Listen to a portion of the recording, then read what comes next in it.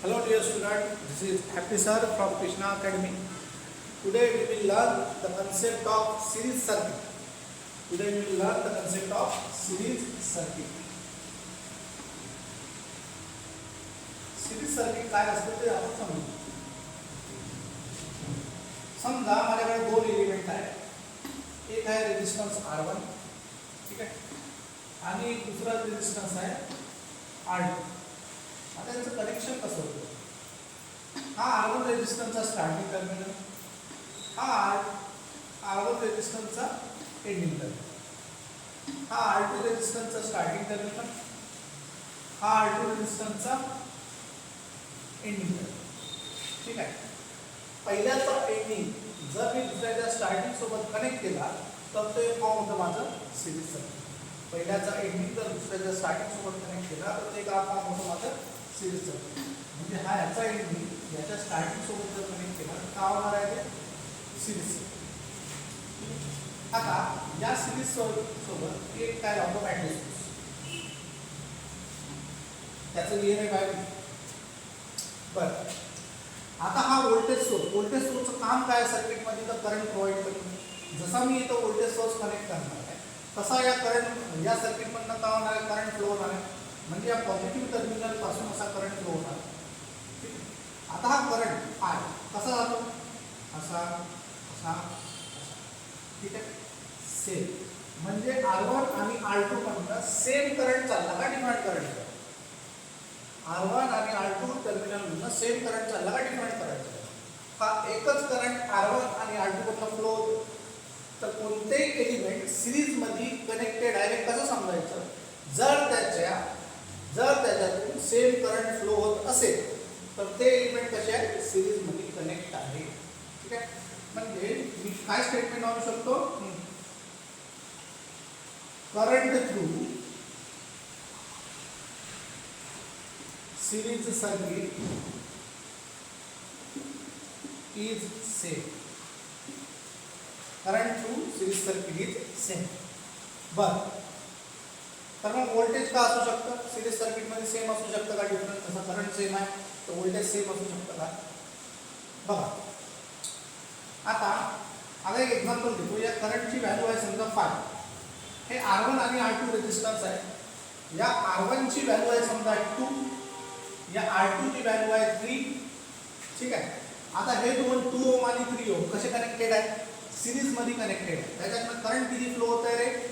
5 ampere current flow होतो. ठीक आहे.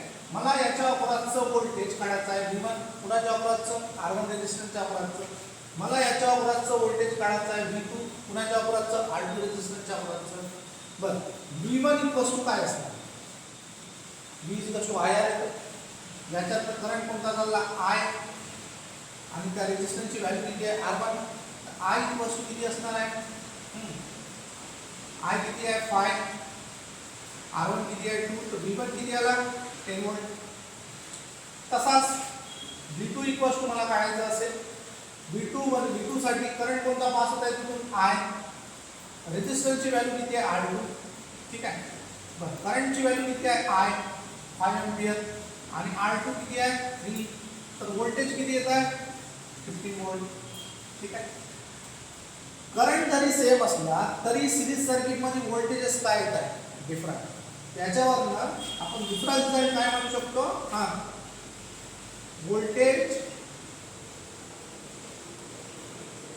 Voltage across series circuit is different. Voltage across series circuit is different. म्हणजे series सर्किटचा concept कशावर डिपेंड आहे? जर कोणत्याही दोन एलिमेंट मधनं सेम करंट पास होत आहे तर ते कसे असतात? सिरीज मध्ये, पण त्यांच्या अक्रॉसचं व्होल्टेज कसं असणार आहे? डिफरंट. बरं, आता मी एक प्रश्न विचारतो. सिरीज सर्किट मध्ये करंट डिवाइड होणार का व्होल्टेज डिवाइड? सिरीज सर्किट मध्ये करंट डिवाइड होणार का व्होल्टेज डिवाइड? Obviously voltage. का? आणि सिरीज सर्किट मध्ये करंट सेम असतो, व्होल्टेज कसा असतो? डिफरंट असतो. तर डिवाइड कोण होणार आहे? व्होल्टेज. मग याच्यावर आपला एक नवीन रूल बनतो. कोणता आहे? Voltage division rule. आता तो सिरीज सर्किटसाठी अप्लिकेबल होणार आहे का पॅरलल सर्किटसाठी? सिरीज सर्किटसाठी अप्लिकेबल होणार आहे. का? कारण की सिरीज सर्किट मधील व्होल्टेज का असतं? डिफरंट असतं. तर याच्यावरून एक नवीन रूल शिकून घेऊ आपण. कोणता? Voltage division rule for series circuit. Voltage division rule for series circuit. ठीक आहे. Voltage division rule for series circuit.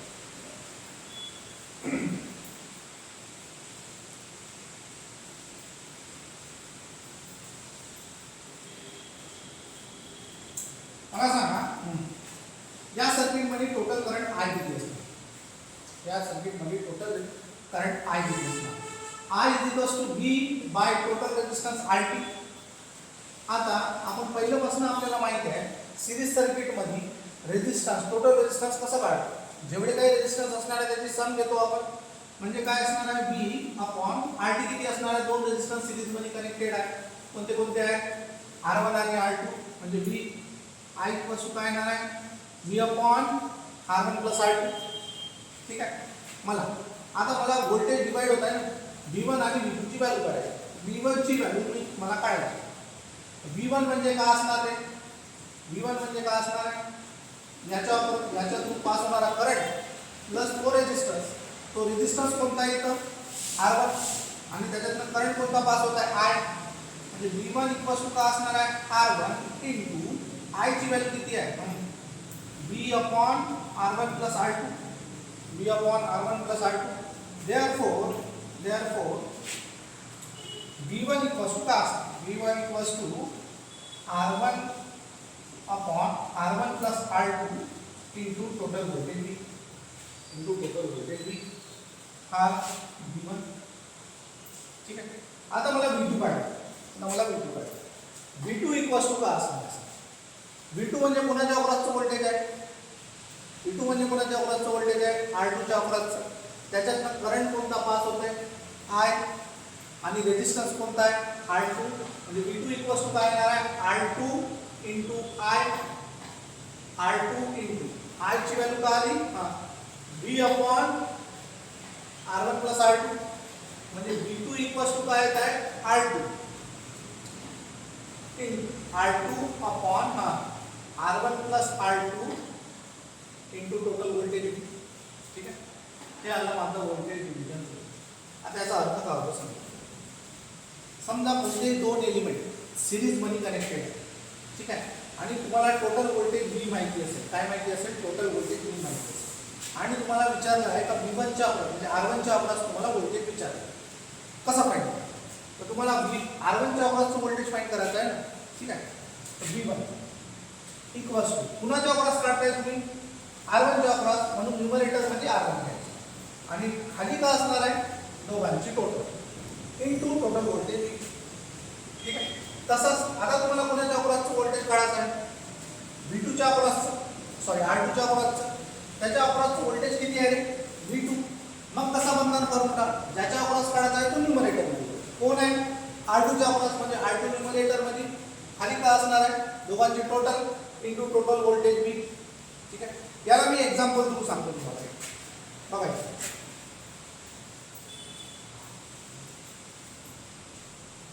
आता समजा क्वेश्चन काय आहे?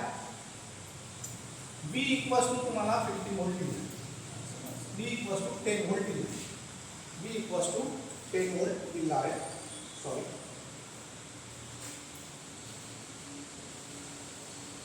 V equals to 10 volt. आता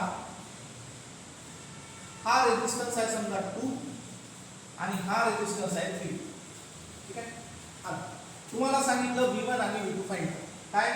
V1 आणि V2 फाइंड करा. आता V1 आणि V2 कसं फाइंड करा? ठीक आहे. V1 equals to V1. आता कोणाच्या अक्रॉस फाइंड करताय तुम्ही? V1 कोणाच्या अक्रॉसचा आहे? R1 च्या अक्रॉसचा व्होल्टेज. म्हणजे काय येणार आहे? R1 अपॉन दोघांची total. R1 upon R1 plus R2 into total voltage V. R1 किती आहे? 2. R1 R2 किती आहे 3 इंटू टोटल व्होल्टेज V किती आहे 10 म्हणजे 2/5 इंटू 10 किती येत आहे 4 व्होल्ट. V1 किती आला 4 व्होल्ट. तसाच V2 काढायचा आहे तुम्हाला. आता V2 कुणाच्या अक्रॉसचा आहे रे R2 च्या अक्रॉसचा. म्हणजे वरती का असणार आहे न्यूमरेटर मध्ये R2 डिनॉमिनेटर मध्ये का असणार आहे R1 R2 into total voltage V. ठीक आहे.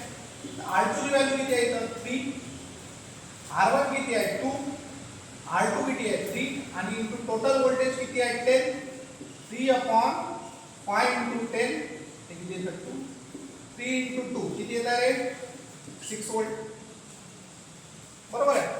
आता इथं लक्ष द्या हे किती आलं 4 हे किती आलं 6 आणि टोटल व्होल्टेज किती आहे 10 म्हणजे टोटल व्होल्टेज 10 जे आहे ते सिरीज सर्किट मध्ये का होत आहे याच्या अक्रॉस 4 व्होल्ट याच्या अक्रॉस 10 व्होल्ट.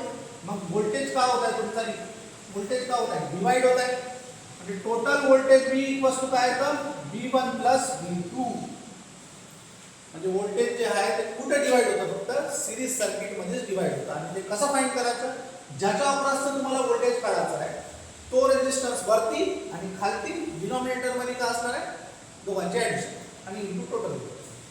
ठीक आहे. नेक्स्ट लेक्चरला आपण बघूया पॅरलल सर्किट.